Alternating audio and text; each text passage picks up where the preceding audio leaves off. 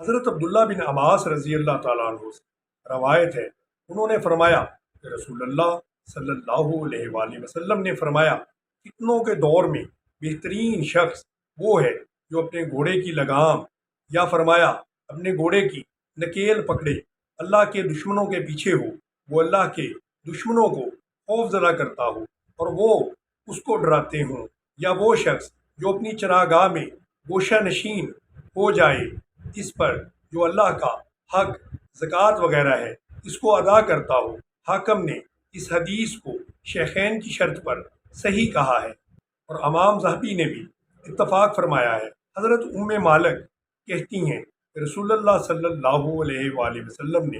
فتنہ کا ذکر کیا اور اس کو کھول کر بیان کیا، تو میں نے عرض کیا، یا رسول اللہ صلی اللہ علیہ وآلہ وسلم، اس فتنہ کے زمانہ میں سب سے بہترین شخص کون ہوگا؟ تو آپ صلی اللہ علیہ وآلہ وسلم نے فرمایا کہ ان فتنوں کے زمانے میں سب سے بہتر وہ شخص ہوگا جو اپنے مویشیوں میں رہے گا اور ان کی زکوٰۃ ادا کرتا رہے گا اور اپنے رب کی بندگی میں مشغول رہے، اور وہ شخص سب سے بہتر ہوگا جو اپنے گھوڑے کا سر پکڑے، یعنی ہر وقت جہاد کے لیے تیار ہو اور دشمنان دین کو خوف زدہ کرتا ہو اور دشمن اس کو ڈراتے ہوں۔ ایسے وقت میں بہترین لوگ وہ ہوں گے جو جہاد میں مصروف ہوں گے، وہ دشمن کو خوف زدہ کرتے ہوں گے اور دشمن ان کو ڈراتا ہوگا۔ نبی اکرم صلی اللہ علیہ وآلہ وسلم نے خود اپنی زبان مبارک سے جہاد کی بھی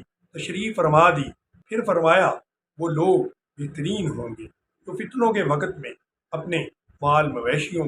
پہاڑوں اور بیابانوں میں لے کر چلے جائیں گے۔ اس میں اس بات کی طرف واضح اشارہ ہے کہ ان جگہوں سے دور چلا جائے جہاں دجالی تہذیب کا غلبہ ہو چکا ہو۔ حدیث اور کئی دیگر احادیث میں یہ ذکر ہے کہ دجال کے فتنے سے دو قسم کے لوگ محفوظ رہیں گے۔ پہلی قسم مجاہدین جو اللہ کی راہ میں دین کی بلندی کے لیے جہاد کر رہے ہوں گے، اور دوسری قسم ان لوگوں کی ہے جو اپنے مال مویشی لے کر پہاڑوں اور بیابانوں میں چلے جائیں گے اور اللہ کی اطاعت کر رہے ہوں گے۔ دوسری قسم کے لوگ صرف اپنا ایمان بچانے کے لیے پہاڑوں میں چلے جائیں گے، اور فتنوں کے دور میں ایمان بچانے کے لیے گھر بار چھوڑ دینا بھی اللہ رب العزت کے نزدیک بہت ہی زیادہ فضیلت رکھتا ہے، جبکہ مجاہدین صرف اپنے ایمان کی فکر نہیں کر رہے ہوں گے، بلکہ وہ ساری امت کے ایمان کو بچانے کی خاطر